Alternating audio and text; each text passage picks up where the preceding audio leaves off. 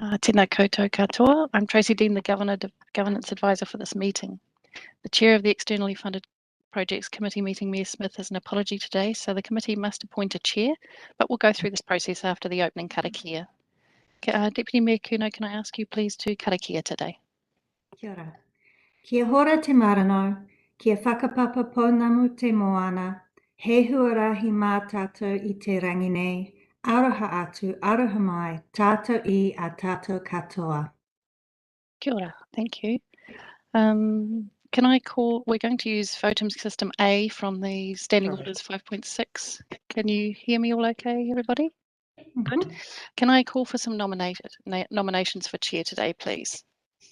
I'll nominate Deputy Mayor Anna Curnow. Thank you. Thank you. Councillor Wethy, are there any other nominations today? No further nominations. Can I please have a seconder for that, that we appoint, Councillor? And that, please, Tracy. Thank you, Councillor Wilson-Collins. And all those in favour, please say aye and raise hands. Thank you. That's a majority. Thank you very much, Councillor Deputy Mayor Kuno. Can you please resume the chair? Thank you. Thank you. Okay, so we've got apologies from Mayor Smith and from Councillor Della Varas-Wood. Yes. I could go out and come back again, but my signal's improved. That's all right. You're okay? All good? Okay, well, I think we may have some sensitivities with Councillor Vincent's signal today, but we'll carry on. So we have apologies, as I said, from Mayor Smith and Councillor Della Varas-Woodcock. I'll move that those apologies be accepted. Can I have a seconder? Councillor Wilson-Collins. All those in favour, raise hands and say aye. Aye. Aye. And against?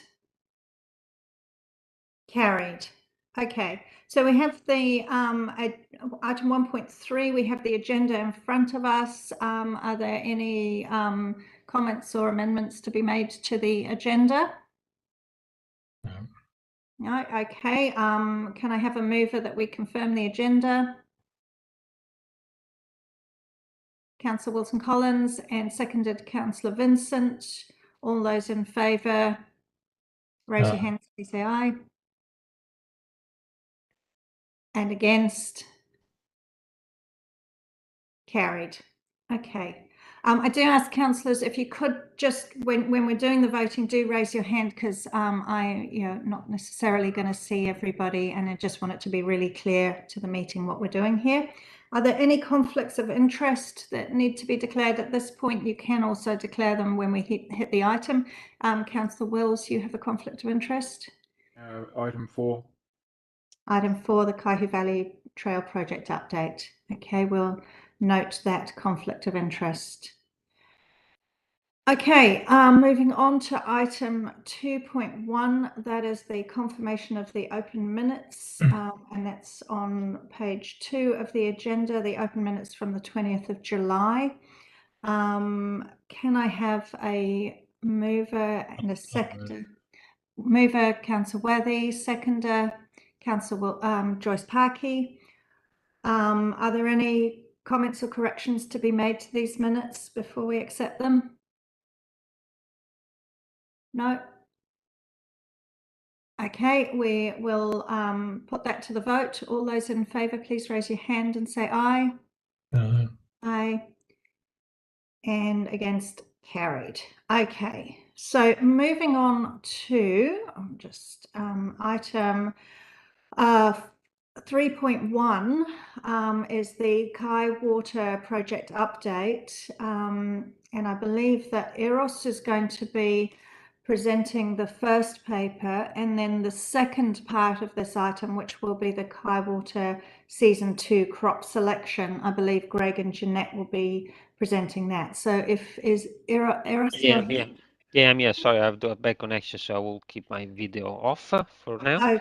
Okay, so we'll just get a mover and seconder to get this on the table, Eros. So can I have a mover and a seconder that this gets onto the table? I'm happy. Councillor Vincent moving, and I'm happy to second that. Right, so over to you, Eros, for your presentation on the status of this project. Okay, so the two papers are interlinked, obviously. So the status report, so nothing has been really happening on site on Kaihu water. The only changes this month has been taking the season, the planting plan proposal feedback and incorporating this last report, so we can, with approval from this council, we'll be able to start the next season, so season 2. And Northland Inc. is here to support me in any question you have on the planting plan or yeah, question for the next season. Okay, thank you, Eros. Are there any questions for Eros, just as in the status of the update, and then we'll deal with these crop selection in the next item. Councillor Wethy. Yes, thank you, Chair. Yes, Eros, in the budget or in the funding for this project, you've got currently about $130,000 remaining of unspent funds.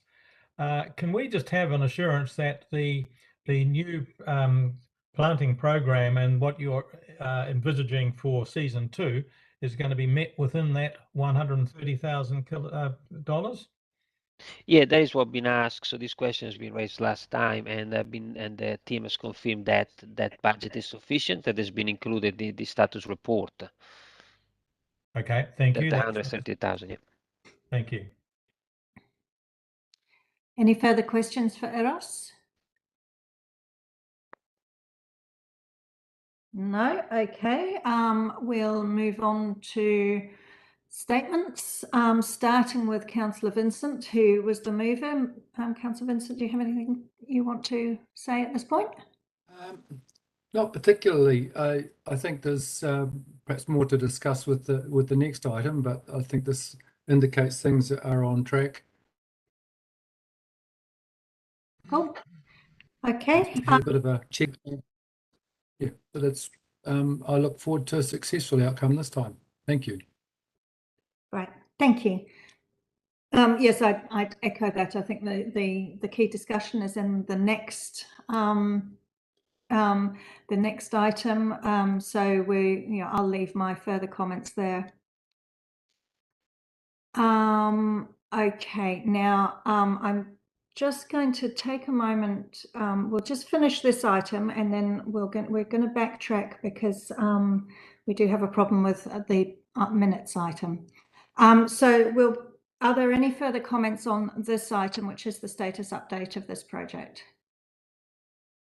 No. Okay, so we're going to put this to the vote. All those in favour, please say aye and raise your hand. Aye. And against? Carried. Okay, so I'm going to ask for advice from our governance support person here. It appears that with the previous minutes, Karen wasn't present, so we can't have had her as the mover for those minutes. So I believe that we should go back and do that item again for completeness. Is that appropriate? I think that's appropriate. Thank you. Okay. All right. So apologies from me for not spotting that at the time. Can I have a mover, someone who was there? And I was there, so I'm happy to move them.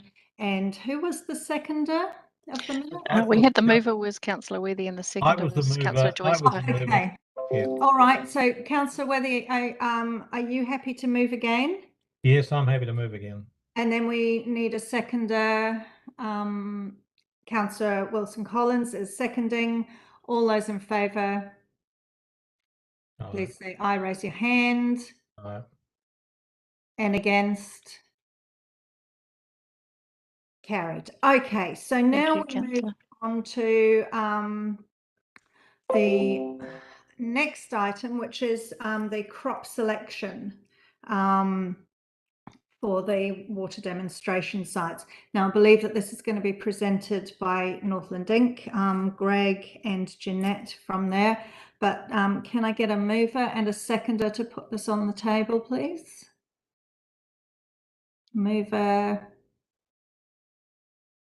Okay, I'm happy to move that, to put it on the table. Can I have a seconder? Councillor Vincent to second.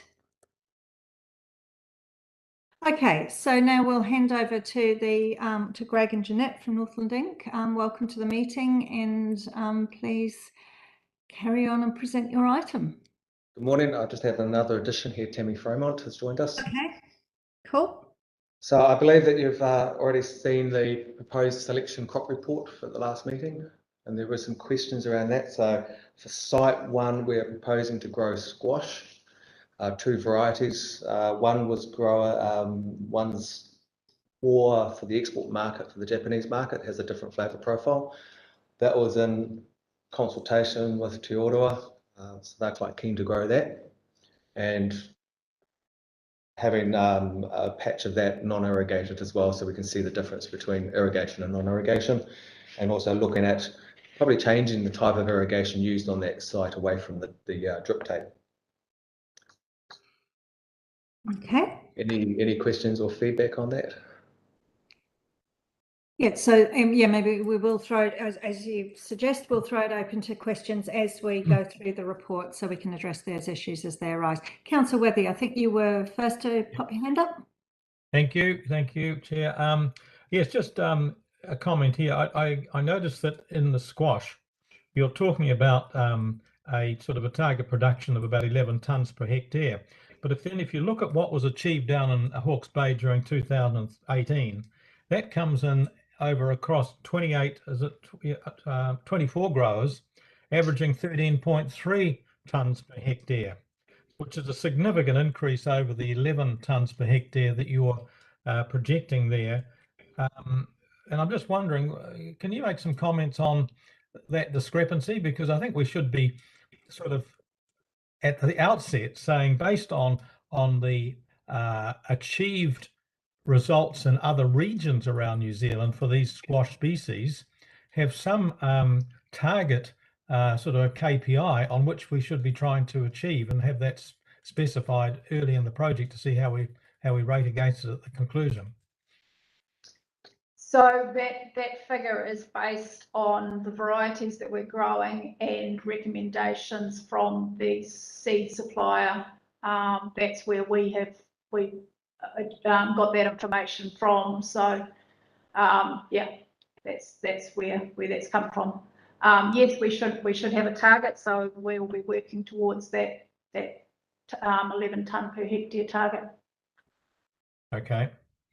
And at 11, with those species and indicative prices that or the returns that have been achieved over the last few years from other regions for those species, that would become a commercially viable crop at that target yield per hectare. Based on the information that we've got, yes. Okay, thank you. Okay, Councillor Vincent, you have your hand raised for a question. You might be on mute, Councillor Vincent. Okay, I'll try miming this next question. Maybe 20 years ago, or maybe more, it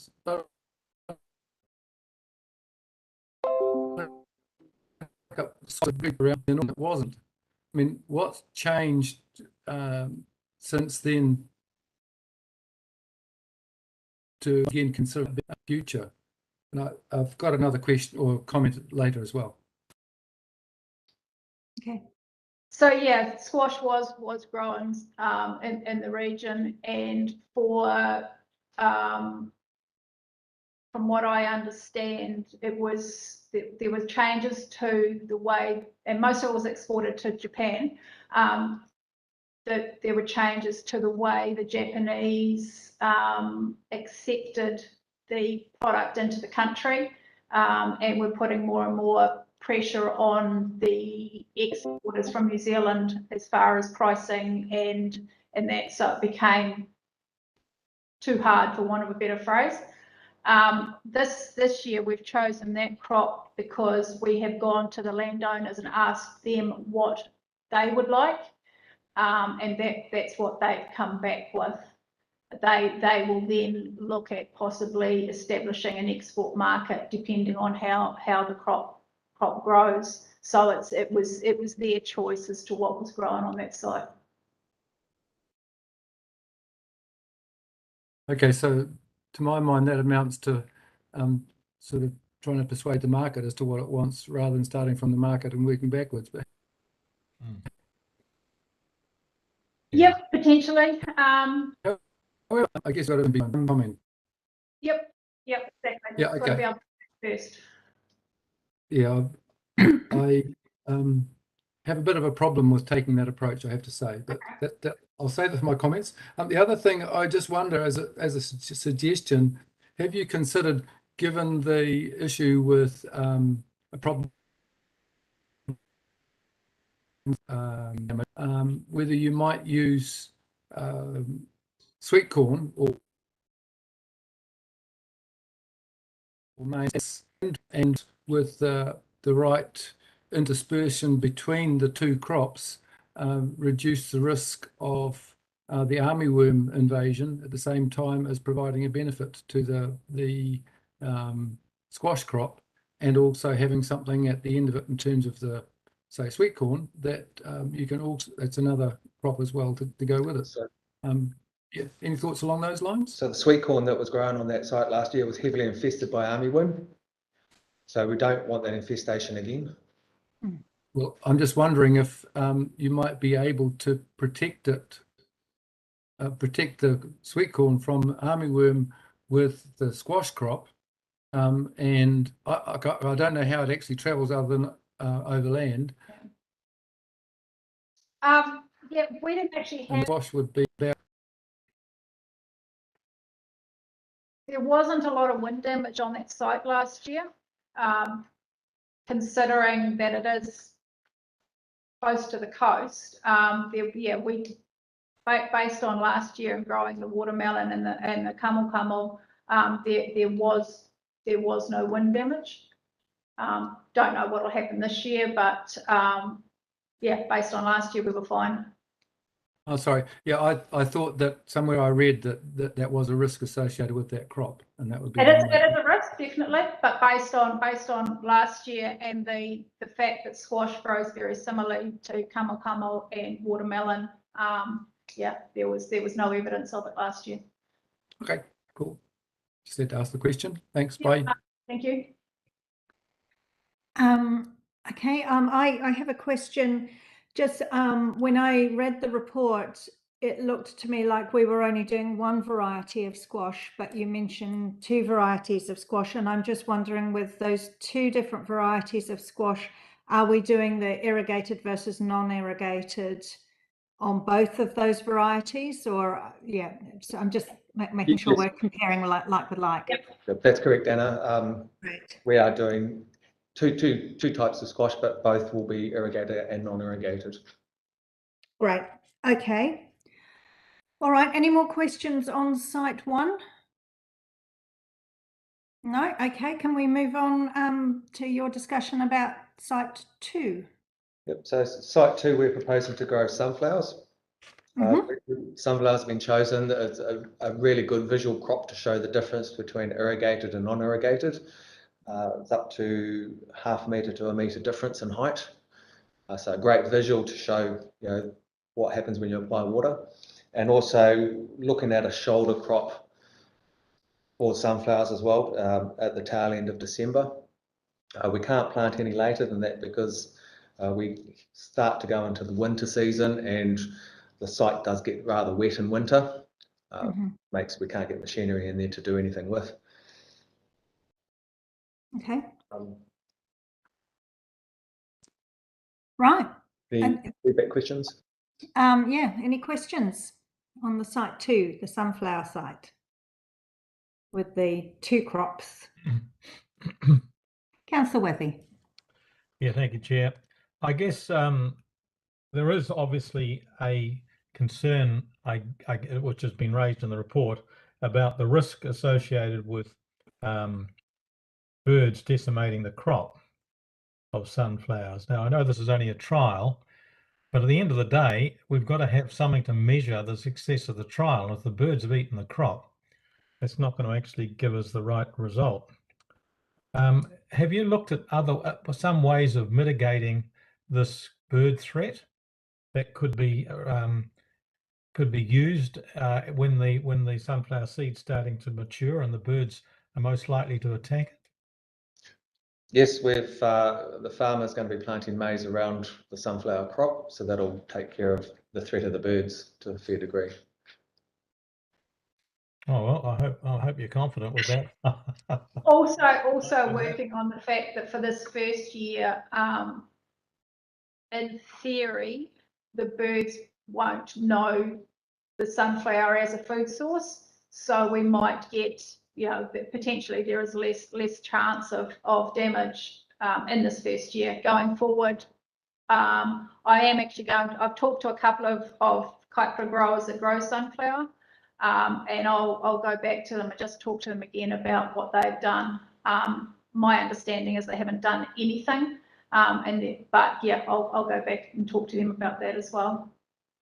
Yeah, I think it's worthwhile because it would be a pity to find at the end of this trial that bird damage had skewed the results, and we didn't get a true reflection. And I don't know whether the intelligence of the birds on the west side of the district compared to the east is different, but I can assure you the grass seed that I put on my lawn, it didn't take long to find that last week.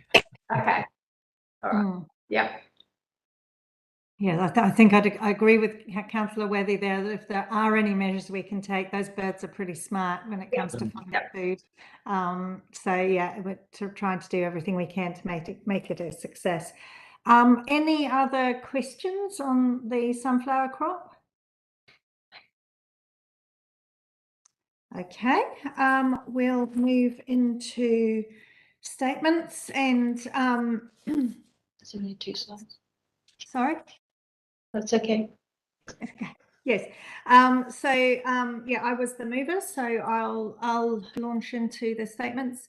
This report gives me a degree of confidence, and the questions and answers that we've had today help even more with that. And I'm really happy to see the comparison between irrigated and non-irrigated, and keeping it quite simple and trying to make it really clear what the objective is here, and that is to demonstrate that irrigation makes a difference. And I think over the life of this project, we've possibly got distracted with all the other things that we could find out from this. But you know, as with any experiment, the more you try and find out in it, the less likely you are to get clear answers. So I'm really happy that we're going to a very simple comparative study that hopefully, if we manage those birdies, will demonstrate the effectiveness of irrigation on Kaihu land. So thank you to the team for your hard work in taking the feedback that we've provided in the past and integrating it into your clear and simple plan.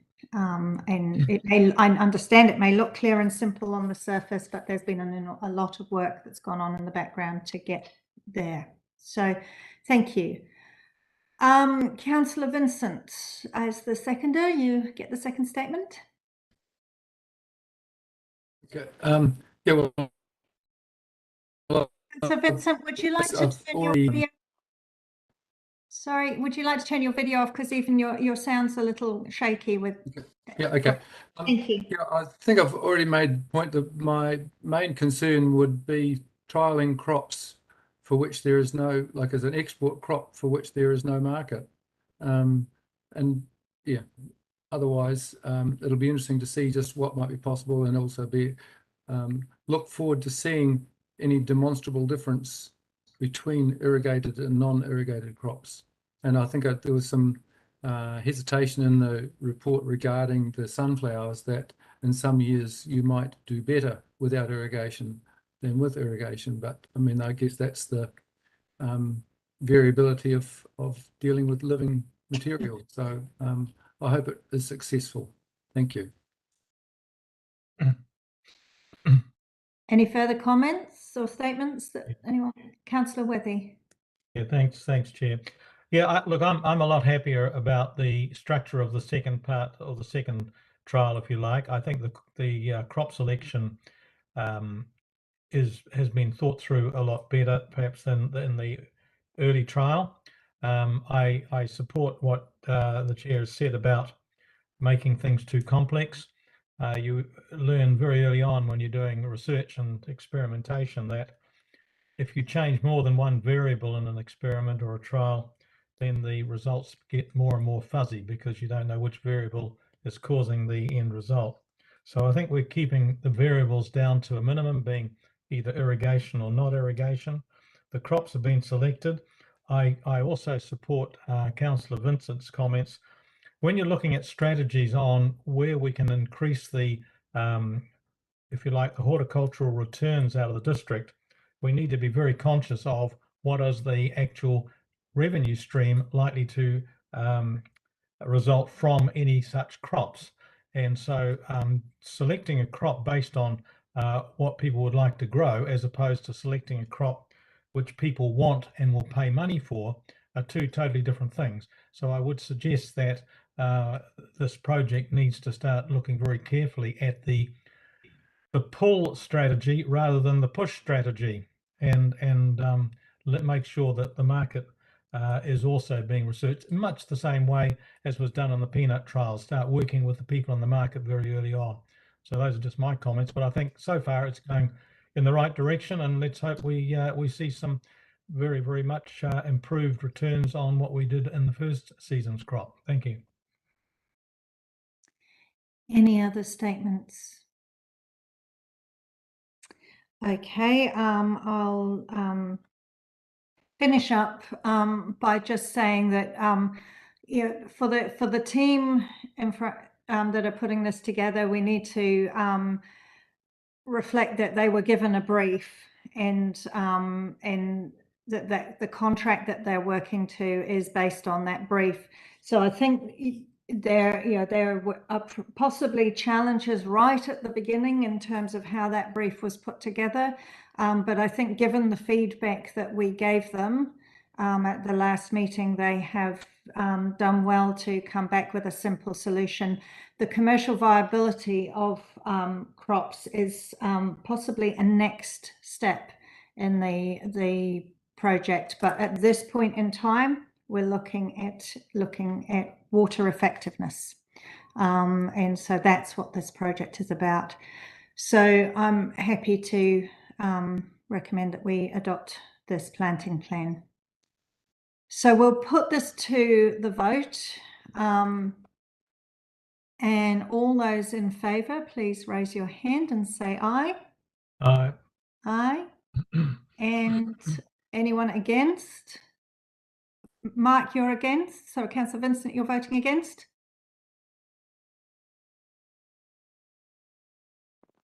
Sorry, I wasn't. Madam Chair, his was delayed effect. Sorry, I'm struggling to hear I you. voted.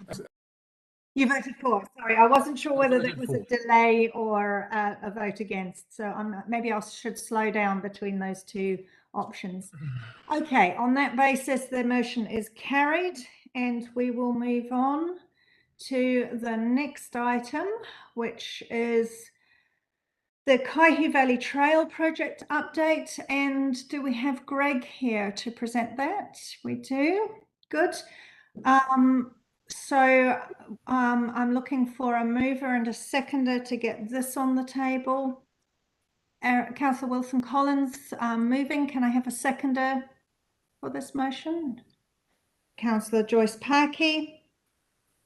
So we'll hand over to Greg now for your presentation. Thank you, Worship. Yeah, I take the report as read. Only things to note since the writing of the report is we have received approval from MB to amend those milestone dates. So we have approval out to the end of May now Initially, that was, I think we had to be completed by October this year. So they've approved us going out to the end of May. We're still pushing and still on track, I suppose, for that, our program of having 90% of the work done by December. And then from December through to May is more the Station Road section, with working with Kiwi Rail on that application. Yeah, we're on track at the moment now to finish SP4 track construction and SP5 track construction by the end of August. Working through the designs of the bridges, and yeah, hopefully get them underway next month. But yeah, I think that's the report. Happy to take any questions. Okay, we'll open that up to questions then. Are there any questions? Okay, I do have a couple of questions. I'm just trying to track them down.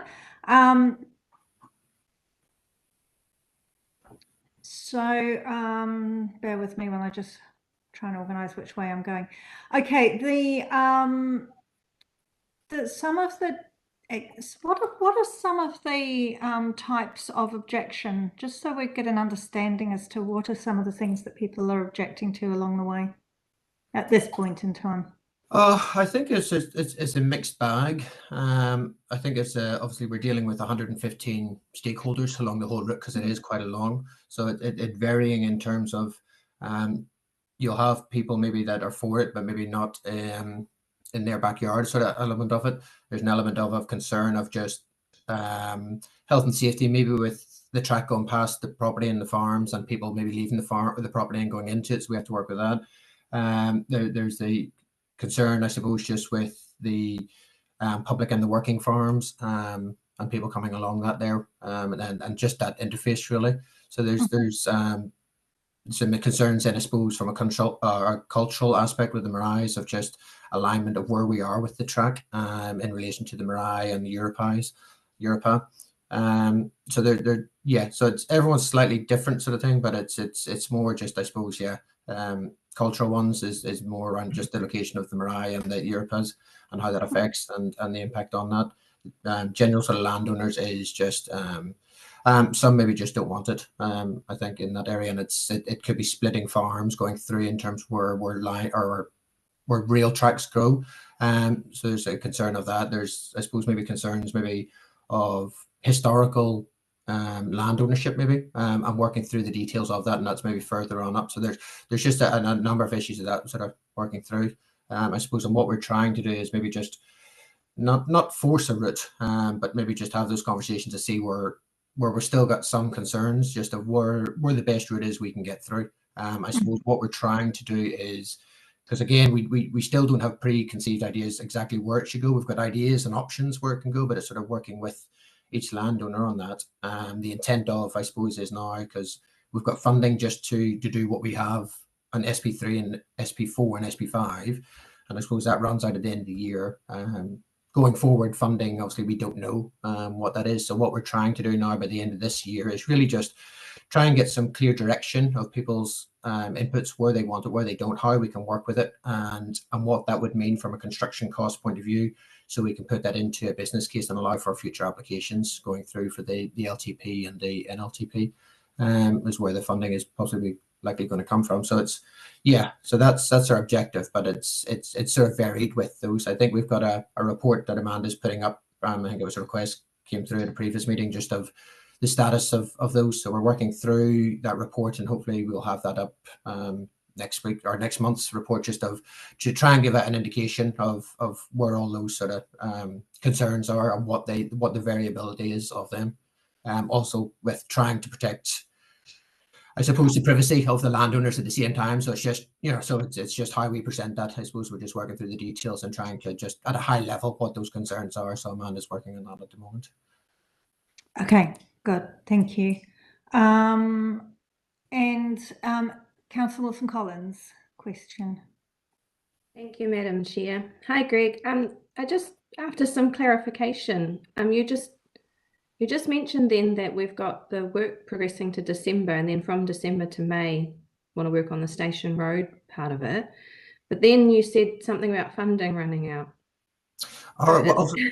Yeah, we've got funding. We've got the NB funding at the moment now, and that's all our budget sort of thing. So that's only going to build a portion of the track, and that portion of the track is what we've got now in terms of what we've constructed in SP5 and SP4 and the bridges that we're about to embark on, and the section on Station Road where we're going on the rail corridor past the Marai. So that's once we've spent all that money, that's I suppose is our budgets maxed, and then obviously future funding hasn't been secured yet, and we don't know what that would look like or where it'll come from or when it will come.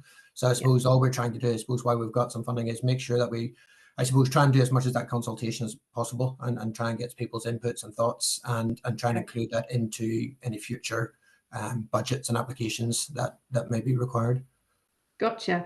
And so just to clarify, the budget that we do have and what we are building, will that then be a usable part of the track? Like, will there be it will just be shorter than? It will be a combination of on-off roads. So I think there's a map there on the report that says interim route. So it will be that when you go from Station Road, you'll be able to go up through SP5 onto SP4 to a certain point. What we call the Babylon Bridge, which we haven't built in this, but it sort of takes you up to a point, and what will that will serve, I suppose, as a couple of kilometre track from Dargaville that you can use as a running track or cycling track to that point and turn back. There is a point just before SP4 or at SP4 that we have to turn off and go up Opanaki Road, and that brings you up. Then you have to follow that road, and that will then bring you back onto SP3, which then you can then use the track that we've sort of completed SP3. From that point, then obviously you'll be back on the road going further on up. So there's that in I suppose in terms of the route we're calling sort of thing of what it'll look like once we're finished at the end of this funding round. There's another map there then showing obviously what it could look like going forward for future, and what the end state could look like. But again, that's just there's still work to go with that in terms of where it goes. Does it follow the river? Does it follow the rail? Does it follow the road? So there's still conversations and consultation that will shape how that looks. So that's still a bit of an unknown at this point. Okay, thank you. So just to be absolutely clear, Greg, by May next year, we should have separable portion 5, hopefully with the rail corridor sorted. Yep. We should have separable portion 4 with the track to the kayaking destination, and then the alternative sort of route to get you all the way through on Opanaki Road. Yep. And separable portion 3, which follows some road, some off-road. I'm just looking at the interim map all the way up to Kaihu. Yep, that's correct. So we will have a trail that takes us through to Kaihu, some on-road, some off-road. Cool. Yep. Okay. And then portions 2 and 1, we need to find further funding for. Yeah, so there's still conversations just around what that could look like and where the track could go, and further funding. I suppose, then for finishing off SP4. Yeah. What so by that you mean being able to follow, basically, is it following the river? It is, isn't it? Yeah, that follows the river all the way through SP4. Yeah, well, there's an option of following the river going through that, and then there's the option, obviously, of following the paper road up there as well. Right. So that's the sort of 2 options that we've got at the moment. Okay. By May next year, you will be able to hop on your bike in Dargaville and follow the trail, albeit some of it's on road, up to Kaihu. Yep. Great. Okay, that's clear. Thank you. Okay, are there any further questions? No. Okay, well, I'll pass it over to Councillor Wilson-Collins for a statement. Thank you, Madam Chair. Yeah, just thanks to Greg for the report. Is obviously a lack of questions shows that the reports are very succinct. This has been a challenging project for our team out there in the public, and I just wanted to thank them for persevering and trying to come up with those ideal trail section so that this project can keep moving forward. I'm very excited to hear that by May next year, we will have a usable trail up to Kaihu. And it's just great to see over these past years, this project sort of grow and grow and grow.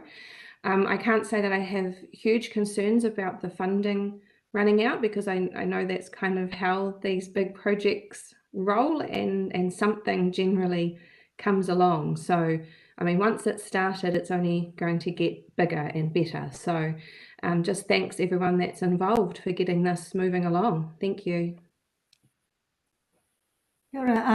Councillor Joyce Parkey is the seconder. Through the chair.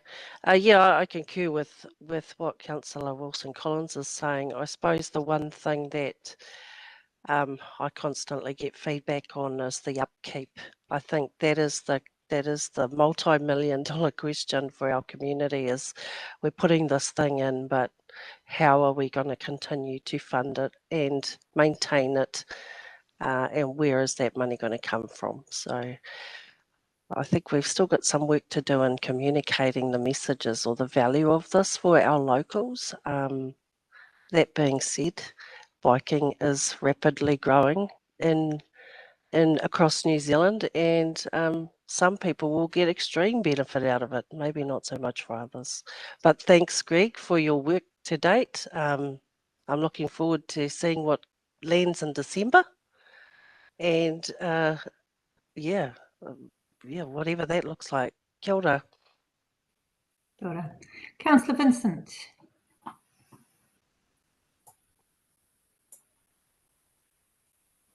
Thank you, ma'am. Maybe this will work better with my screen switched off. One small fact in the report really helped me a lot to understand why it was this project seems to be going along in fits and starts, and not make progress. The number 115, the number of individuals, parties that this project has had to deal with. And it may be that once we get something up and running, and as you're saying by May next year, that then those who have reservations will be able to have those, get some reassurance from seeing how it's actually working out in practice. I really hope that it is. And in terms of the comment from Councillor Joyce Parkey, yeah, I guess at the core of many of these externally funded projects is that question of sustainability. And yeah, I guess any of them you could care to pick, I have those concerns as well as to where the thing will end up, either not being maintained adequately or it being an additional burden on ratepayers. However, if there is a greater benefit to arise in the longer term, which would then make those extra rates more affordable for people, well then I suppose that balances out. But yeah, that's something that we will have to contend with in the future. We are committed to this. Thank you. Thank you, Councillor Vincent. Are there any other statements? Okay, I'll just throw my 2 cents in at this point. I think with regards to who benefits from the trail, I think we need to acknowledge that there's work to do in order to encourage and educate and facilitate those in the community to take advantage of this. What this will do will bring people to the community. And what we do with those people, we could just let them turn up, drive, cycle up and back and go home. Or we could do things like, I know down at the Carrick Vineyard on the Lake Dunstan Trail, they bought themselves a food cart and set it up on the side of the trail, and they're currently making more out of that than almost any other part of their business. So it is, yeah, there are real opportunities, but we need to be looking at the wider project. I think the focus is very much at the moment on let's get it built, but I'm happy to see in the report references to those connections into the community around how do we market it, how do we encourage people to make the most out of it, and also how do we maintain it? And I think there will be options in that space as well, whether it continues to be a council-owned thing or whether it gets handed into a trust and the trust can then raise money supported by council. There may be lots of different options that we look at, and so I'm encouraged to see those referred to in the report and look forward to hearing more about those parts of this project, which is more than just putting in some gravel and some fencing. It is about creating an asset for the community. Okay, are there any further statements? If not, we'll put it to the vote. All those in favour, please raise your hand and say aye. Aye. And against? It's carried. Okay, so we will move on now to the next item. Thank you, Greg. I think you're still up for the next item as well. That's the Magpie Shared Path update.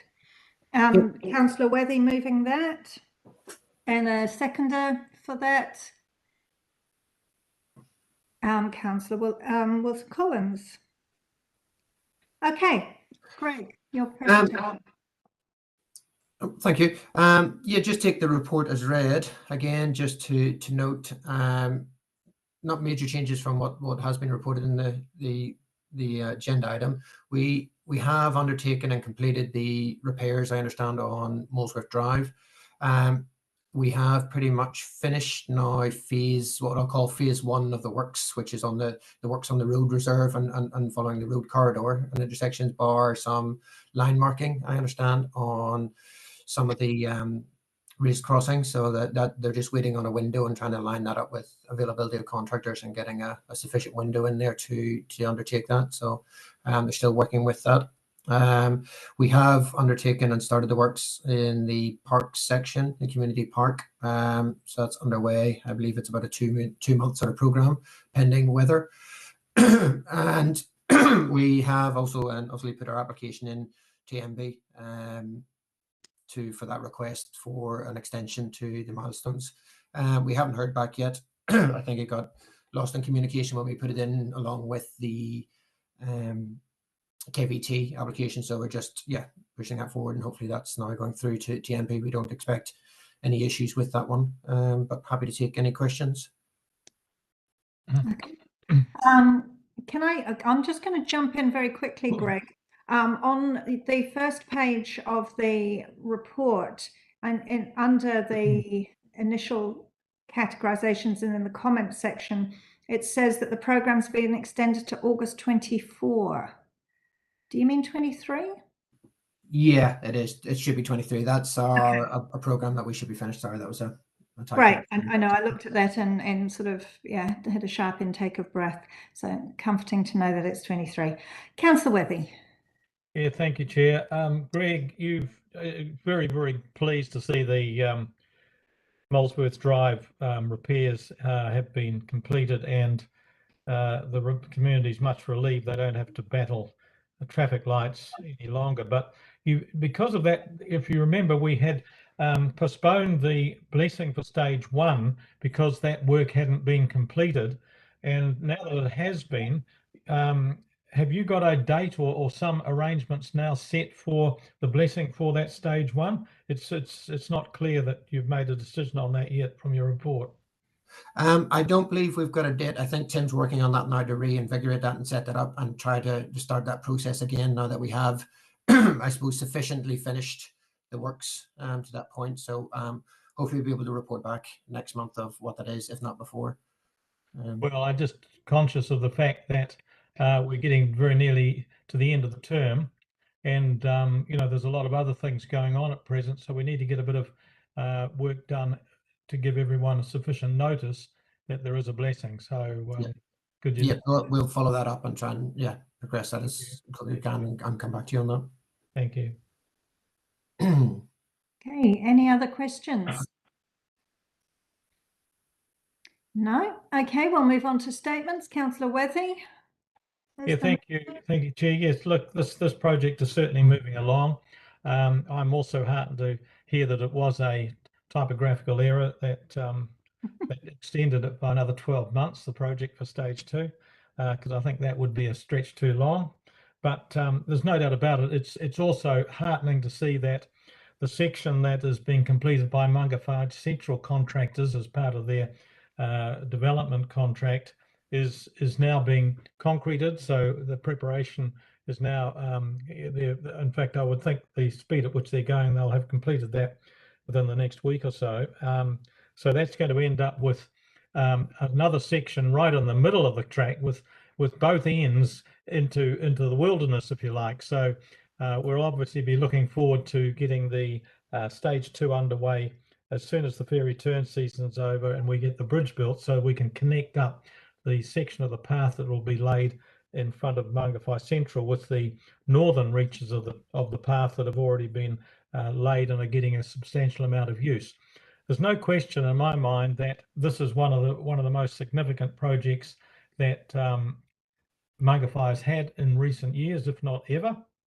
And there's no doubt also in my mind that the amount of use that's already been shown and what has been completed is indicating or certainly telegraphing that we're going to see a lot of use of this track when it's completed. So my only concern is that we should try as hard as possible to get it completed as soon as possible, because until it's completed, the full benefit for this track is not going to be realized.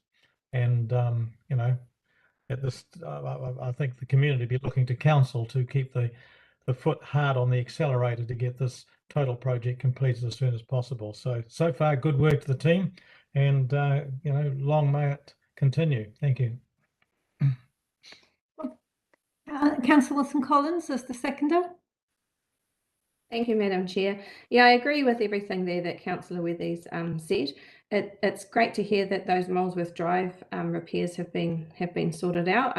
Every time I go to Mangawhai, I feel a little bit sorry for the disruption that the residents are having to deal with all the construction work going on over there. So that's one less thing that they're having to put up with. But what's really amazing is every time a section is completed, all those working vehicles are removed, it's quite amazing to see the end result and see what's been laid down there. It's very exciting, very awesome project for Mangawhai. And I have to say I agree with Councillor Wethy that it would be wonderful to be able to get that opening ceremony sorted before the end of the term. Thank you. Thank you. Any Councillor Larson?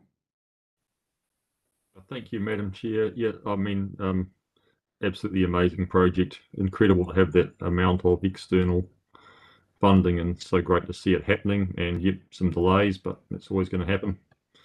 I think we'll get there. Once again, I just want to give credit to Councillor Wethy for behind the scenes work of actually making this happen. Going back to the genesis of this, yeah, just amazing to land it. And I don't think sometimes people realise what's gone on behind the scenes. So thank you. Thank you, Councillor Larson. Yeah. Seconding that, Councillor Wethy. Yeah. Thank you. Okay. Are there any further statements? No? Okay, we'll put this to the vote. All those in favour, please raise your hand and say aye. Aye. Aye. And against?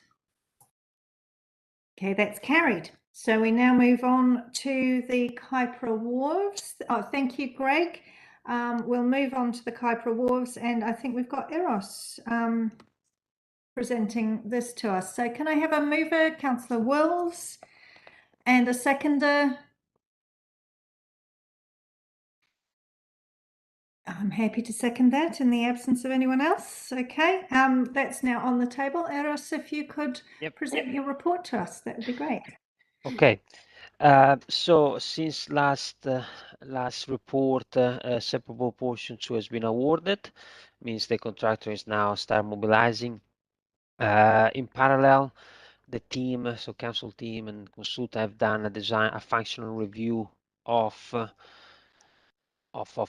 STF design. So that flags some risks that they're working on, but they're not deemed to be critical. So the starting date for construction is expected to be the 5th of September. And the contract, so STF is now looking at buying the material get shipped on site. Yeah, that is where we're looking at the moment. There is a minor risk, as I said, that from the functional review, we may have to do some tweak, and there might be some delays in the construction start, but this is estimated to be at worst in a week time. So the 5th is still the construction that we were targeting for that. Okay. Any questions from anyone on this?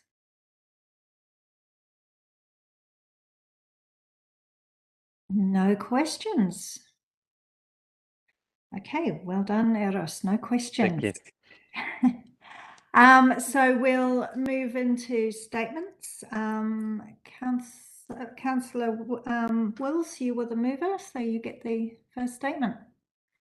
Thanks, Chair.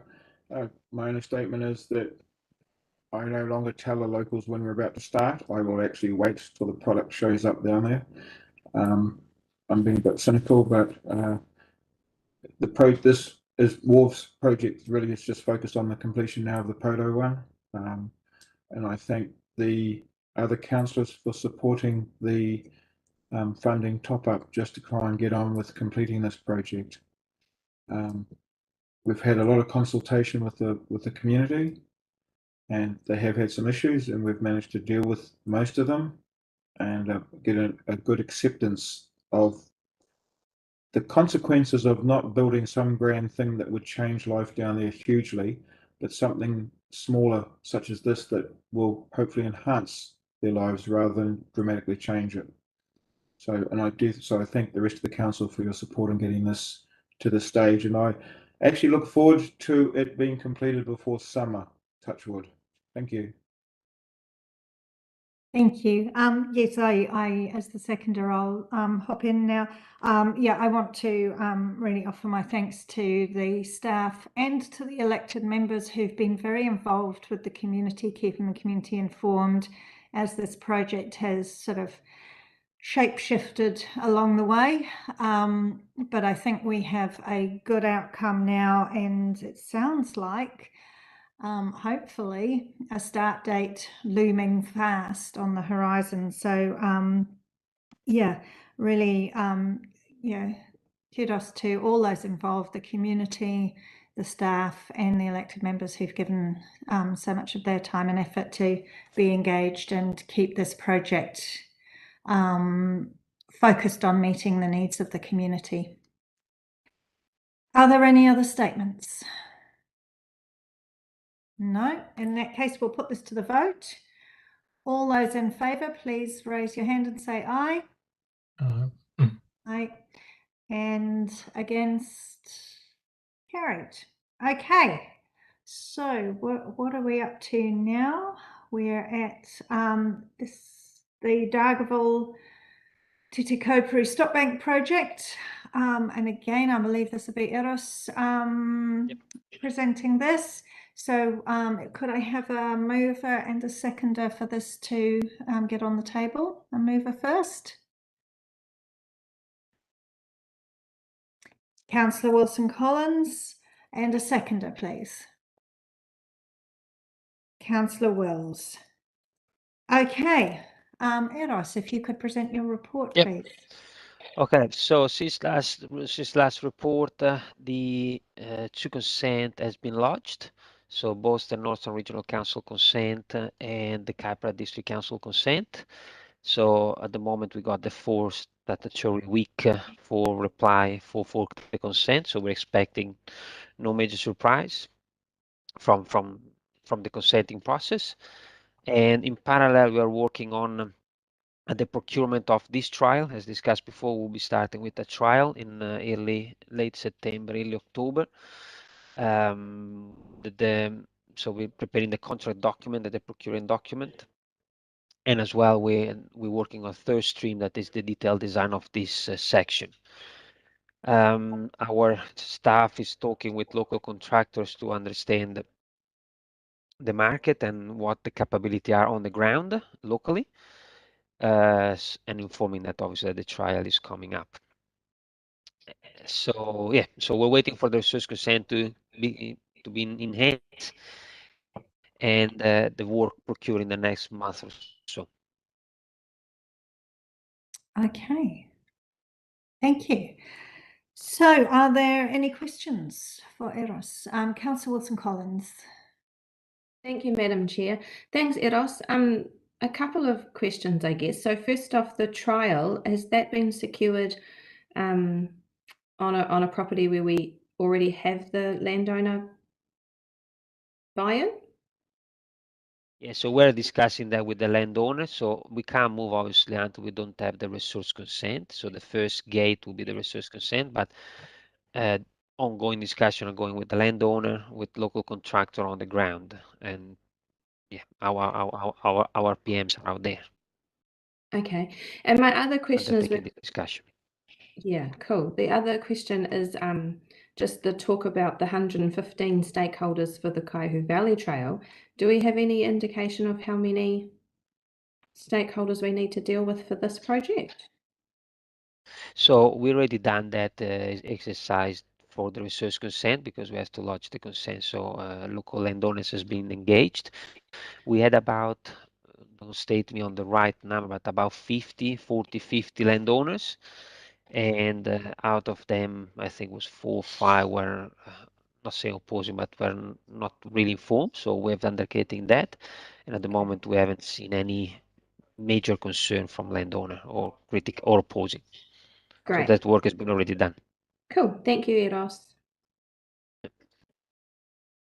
Councillor Wills. Thanks, Chair. My question is in the project background.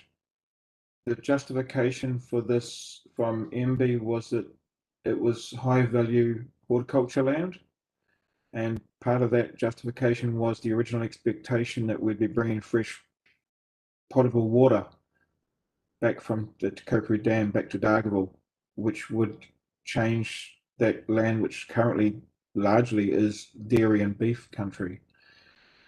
Is there any point in this project going forward where MB can review what was intended outcomes compared to what's potentially the outcomes now, since we're no longer looking to participate in that water project? So my understanding is correcting the statement here is the dam that is currently under construction in Te Kopuro will be providing the water for the surrounding area, not the potable water from Dargaville. So the dam is the key driver of the back of this project.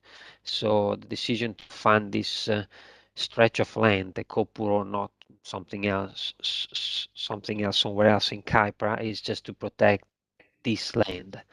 So, and there is no discussion at the moment from MB or with MB on changing the funding or redirecting the funding somewhere else. Thank you. That okay, perfect.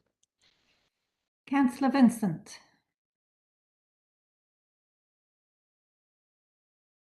Are you on mute, Councillor Vincent?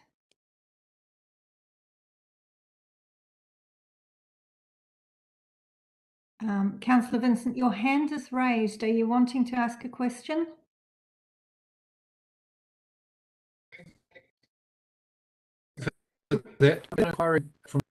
Sorry, Councillor Vincent, we're really struggling to hear you.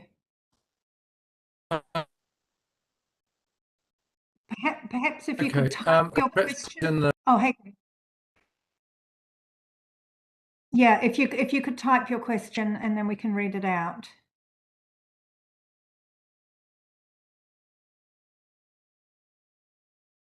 I'll just give Councillor Vincent a moment to type his question.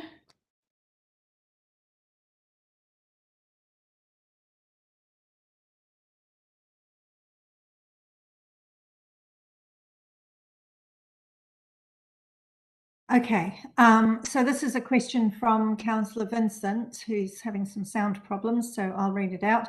Will a cycleway be an option once it is built? So that's on the top of the stock bank. Okay, so there is this has been bounced around a few times in these meetings, I believe. At the moment, the design is for the stop bank, so we're not planning to put the cycleway. There is the space to put the cycle wheel on top. So for obviously we need to have maintenance of big machinery on top. So again, a cycle wheel can potentially be implemented in the future, but that is not the scope of this project. Okay, thank you, Eros. And just for the benefit of the meeting, if anyone wants to know how to do one of those projects, please let me know, because I've been down that track and I can help with that. So that's a message for the community, if there's any excited community groups out there. Right, so are there any further questions on this item, the Dargaville Stock Bank? Okay, so we'll move on into statements. Councillor Wilson-Collins, you were the mover, so you get the first statement. Thank you, Madam Chair. Yeah, this is an important project that I hope we can get over the line. It came in later than the other projects that we're discussing today, and there is a lot of talk, obviously, and preparation trying to be made for, you know, river rise levels and protecting valuable horticultural land. So at the end of the day, this is very important, and the trial itself is a very good way of actually checking and making sure that the whole project itself is going to go forward successfully. So thank you for bringing it to us in this manner. Just hoping that we can get those resource consents over the line, and that those 4 or 5 landowners with concerns, just hope the staff can work with them and make sure that those concerns can be alleviated. As far as a future cycleway goes, it sounds like a magnificent idea, but it also sounds like there might be a few hurdles to get through to make that happen. So possibly something to always keep in mind, but at this point in time, the focus obviously is just getting the stock banks themselves built and getting that project finalised. Thank you. Kia ora. Thank you, Councillor Wilson-Collins. Councillor Wills, I believe you were the seconder on this, so you have your statement. Thanks, Chair. Yeah, the initial benefit is going to be to a limited number of farmers, but the long-term benefit, if it's associated with that water coming down from that dam of horticultural development, could be a huge chance for increased employment for that Te Kaupū area, and being very local, so the access will be relatively easy for them to get in and out of there. So that would be my reason for supporting this project, was that potential increase in employment for that area that's currently struggling. Thank you. Yeah. Any other statements? No? Okay, we'll put it to the vote. All those in favour of accepting the report, raise your hand and say aye. Aye. And against? Carried. I think we may have lost Councillor Vincent, just for the governance to note that. The chair, he's just having technical issues and he's going to come back in when he's just going to try and re-log in. Okay, lovely, thank you. So we'll move on to the next item, but I'll just check in with everyone. Are you happy to keep going, or does anyone need a 5-minute break? I'm seeing nods to keep going. Keep going. Okay, right, so we've got the Railpo upgrade project update. This is going to be presented again by Eros, and I'm wanting a mover and a seconder to get this on the table, please. I'm happy to move. And Councillor Wilson-Collins is seconding. Okay. Eros, if you could present your report. Okay, so since last time we met, a value engineering workshop has been held in row Y. The main, so the participant were the consultant, local contractors, representative from the committee. So we will be, and council obviously. And so it was a really productive meeting, and the idea bounced around of how this structure need to looks like. And now the designer and the contractor are working together to develop a combined solution that is essentially a mix of what the consultant were proposing and what the contractor were proposing. The major difference obviously is the pile, is the foundation. So we come out with a common understanding that there need to be piles down there because the condition of the underlying mud. So the two are working together now, and we expect to have a refined cost estimate to present to this committee by end of August, in time to prepare the agenda for the next meeting. At that point, we'll be able to define what is the magnitude of the cost. So obviously the range between what the contractor and what the consultant were proposing last time were distant, and we're trying to find a common ground. Yeah, so that is where we're at. So we're really looking at developing the solution and the costing, so we know where we land. Thank you. I'll open this up to questions. Councillor Whippy. Thank you, Chair. Eros, obviously with the change, or with our now increased knowledge of the subsoil conditions, and this is obviously going to put pressure on what available funds that MB had provided for this project. So there's every likelihood that to some degree there will be a funding blowout of some magnitude yet to be defined, as you say, until we get these extra figures back. But have you been able to identify whether there would be any other external funding sources that could be approached to meet any shortfall? I'm just trying to think about, getting a wee bit ahead of the game. We obviously, from everything you're telling us, it sounds as if there will be a blowout. Shouldn't we also be looking at seeing whether we can get identify other external funders who might be able to make up the difference if MB doesn't come to the party? Has there been any work done on that? So our team is working on that as well, but at the moment we haven't tracked any available funding. The main point at the moment is keep the relationship open and discussion open with MB, and see if they can come to the party. But at the moment we haven't found any additional funding stream for this. Okay. But you're still obviously keeping that open mind on that. Yeah. Okay. Definitely. Yeah, definitely. Yes. Okay, any other questions?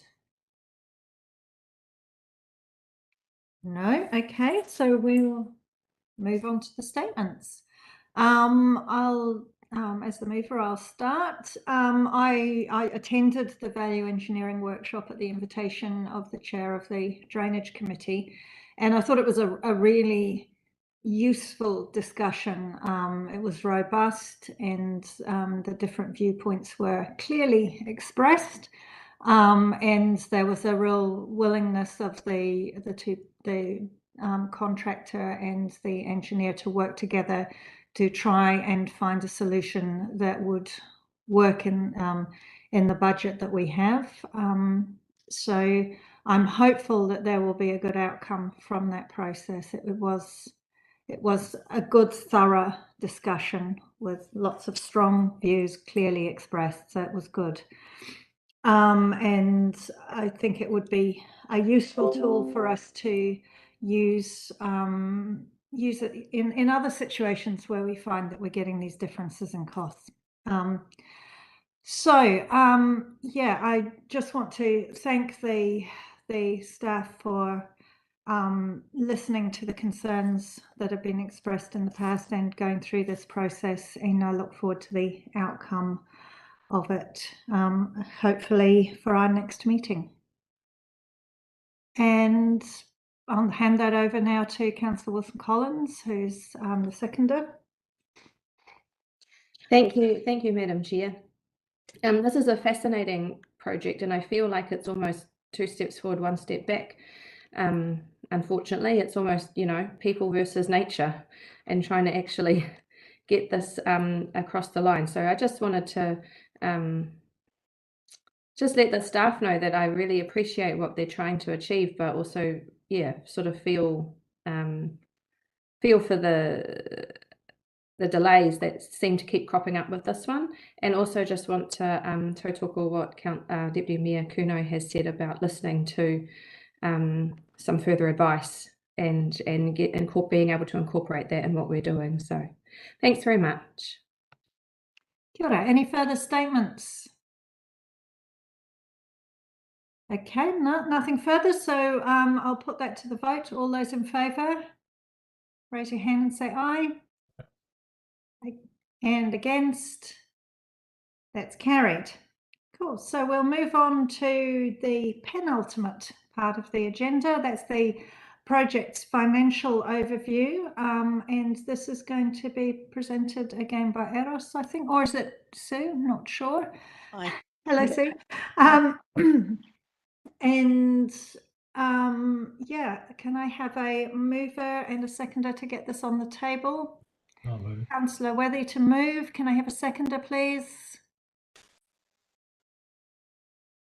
Oh, wow, a plethora. I'll go with Councillor Joyce Parkey on that one. So handing over to Eros and Sue, whichever one is going to present this, just to walk us through quickly what this. Are there any key points in this you'd like to highlight? Yes, thank you, Madam Chair. I'll take the lead on this one. Look, we've made most of the claims from MB or from the MB fund subsidy, the various subsidies. The only one outstanding at the moment was you can see on the Mangawhai shared path. We hadn't at the time of publishing this made further claims, but they have since been made, so we're keeping up with that. And the only other one to point out is the Dargaville to Koparu Stop Bank project, where we've still spent far more than we've actually claimed, and just the risk there, we've just got to meet the next milestone before we can claim. So that's really, we've been claiming everything as we can going along. Thank you. I just have a quick question. I'll jump in with the first question. Just a request that maybe on future reports that projects that are kind of closed off either drop off this, perhaps just get highlighted in a different color to show that they're done and dusted, that everything's closed off, so that we know where we are in that respect, because I know that there's a couple of projects that we think are finished, but there may still be some costs. So I'm just wanting to get a sense of when things are really fully and finally finished on that list. That's fine. We can certainly do that, and because we're also reporting this through the capital projects on a monthly basis to council. Yeah. So just to highlight, this one's done and dusted, as opposed to taking it off. Probably just highlight that it's done. Any other questions? No further questions.